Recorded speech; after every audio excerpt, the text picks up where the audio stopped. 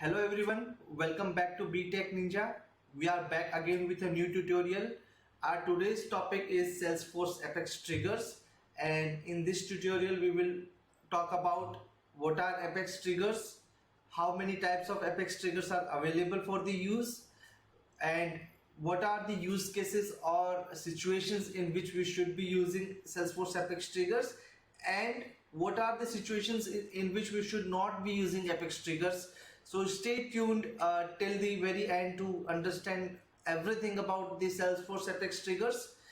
Along with that, along with this basic overview, we will also walk you through with the simple code by writing one Apex trigger for one of the business use cases, so that you get the real world idea about this about the code structure or the code blocks that is required to write the Salesforce Apex Triggers.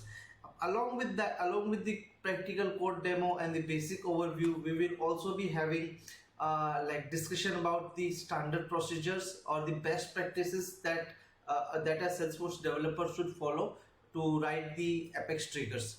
So stay tuned till the very end. This video is going to be very exciting and very insightful if you are just beginning your journey as a Salesforce developer. So stay till very end. In case you haven't subscribed to our channel till now, do subscribe to it and share it with your friends to stay updated. Thank you.